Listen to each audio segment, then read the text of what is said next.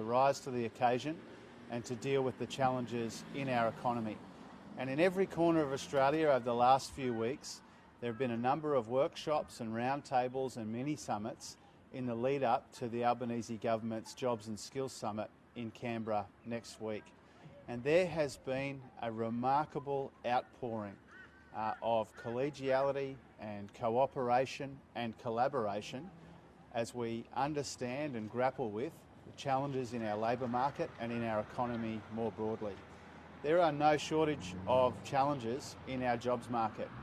We've got national unemployment down near 3.5%, and that's a very good thing.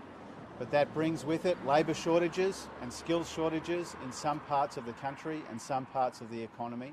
And we've still got an unacceptably high amount of long-term unemployment and youth unemployment concentrated in communities like mine. So this is very personal for me, bringing people together today and then bringing people together nationally. Our task when it comes to the labour market and the economy will never be finished while there are people who are still denied opportunities in this country. Our reason for being is to make sure there are more opportunities for more people in more parts of Australia. If you think about this community itself, north of Compton Road, the unemployment rate is 3.7%. On this side of Compton Road, it's 6.2%. And that gives you an indication, it gives you a flavour of the challenge that we have in our labour market in making sure that no community is left behind. So this will be a key concern, a key focus of the Job Summit next week in Canberra, is how do we make sure that the opportunities of a growing economy and a tight labour market are within the reach of more and more people so that we can grow this economy together and so that people can have the benefits of work, they can work hard, they can get ahead, they can feed themselves and the people that they love. Another challenge in the economy is obviously the ongoing impact of COVID. Our labour market has been absolutely smashed by COVID and by long COVID increasingly. Now, we've released numbers that show something like 31,000 Australians are missing work each day because of the impacts of long COVID as part of a bigger challenge that we have with managing COVID itself. So whether it's labour shortages, the impact of long COVID, concentrated disadvantage and long-term unemployment in communities like this one, there's no shortage of issues for us to grapple with at the local level and at the national level as well. I've been really heartened, I've been really motivated, enthused and energised by the appetite that's been shown around the country already to come together around these big economic challenges. The Job Summit next week in Canberra, the Albanese Labor Government itself is motivated by two things: creating more opportunities for more people and bringing people together around these big economic challenges. You'll see that today in Logan, you've seen that around the country the last couple of weeks, and you'll see it next week in Canberra as well.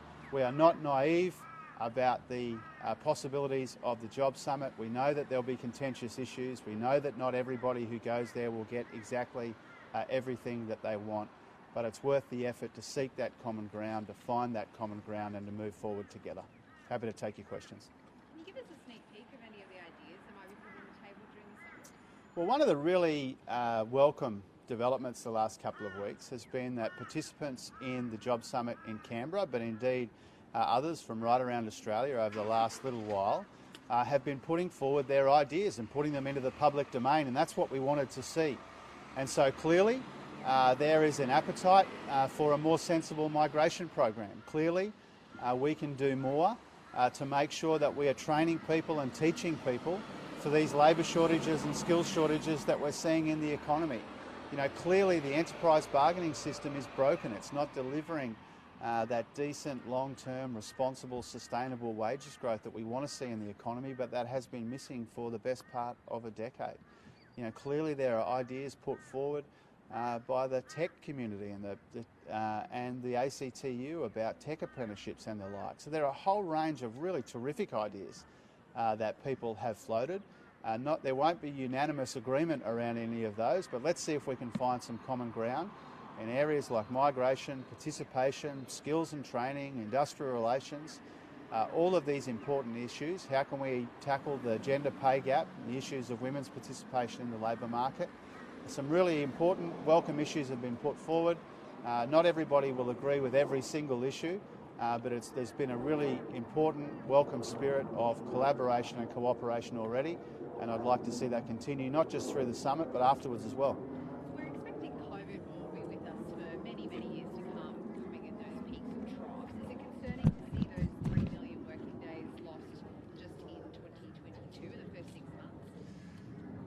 Well, when we consult closely with employers and with unions, one of the issues which is consistently raised with us is how do we deal with the fact that people have been unable to work because of COVID, including because of long COVID. That is a very big concern to us. And when you go around the country, as I have been, speaking in local communities, often the skills shortages and labour shortages which were already there have been turbocharged by COVID-19. And so obviously that will be a key concern of the Jobs and Skills Summit as well.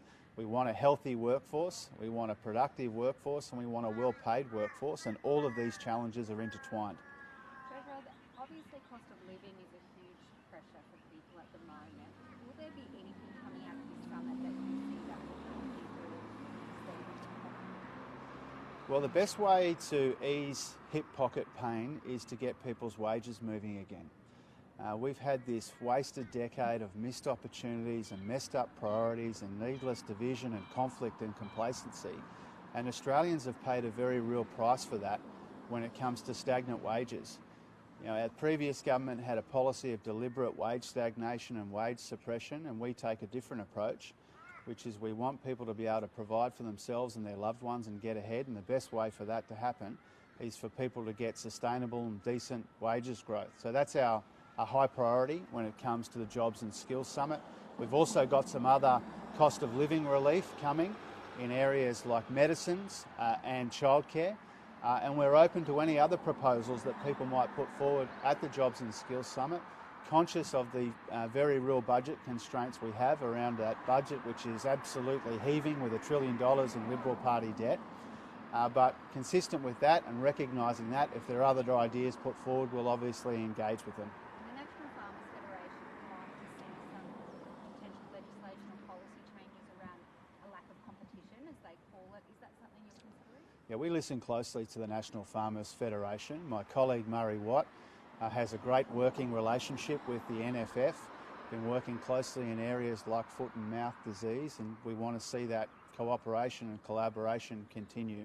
And so we take seriously the ideas put forward by the NFF and indeed by the agricultural sector, regional communities and others right around Australia, and those sorts of considerations will be a matter for Murray and for the Jobs Summit to tease out.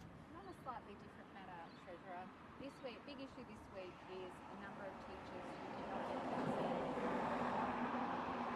getting a financial penalty imposed. Are you supportive of workers who didn't get vaccinated at the time of the mandates then getting a financial penalty? I'm supportive of our teachers getting vaccinated. I want to make sure that as many of our teachers, indeed as many Australians as possible, have the vaccine. I'd like them to set a good example for our kids, and I'd like them to look after their own health. The best way to do that is to get vaccinated. These programs, these penalties are determined at the state level largely, but I think whatever we need to do to get those vaccination rates up, we should be doing.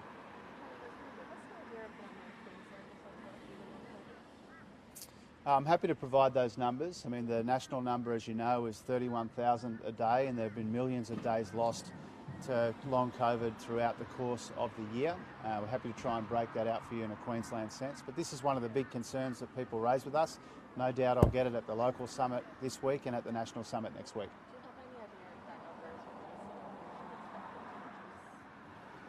Well, the interesting thing about the concerning thing about the long COVID numbers is that we cannot assume that once people have gone through the worst of COVID, that is the end of the matter.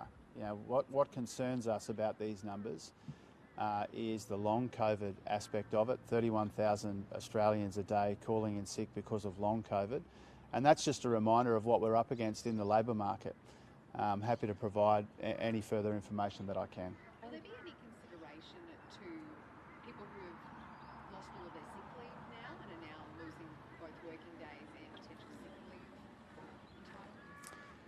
Well, these numbers don't disaggregate people with sick leave or without sick leave. You know, we've recently extended some of the arrangements that the government provides, working closely with the state governments in welcome ways. Obviously, that program cannot continue forever. But a lot of the employers of the people in these numbers that we've released have arrangements for people who are off sick. We encourage employers to be as accommodating as they can when it comes to people dealing with this issue. Will long COVID be a focus of Australia's new Centre for Disease Control? Of course. You know, the Centre for Disease Control is an important way for us to understand the big trends when it comes to this pandemic, but in terms of future pandemics as well. We want to be as prepared as we can be.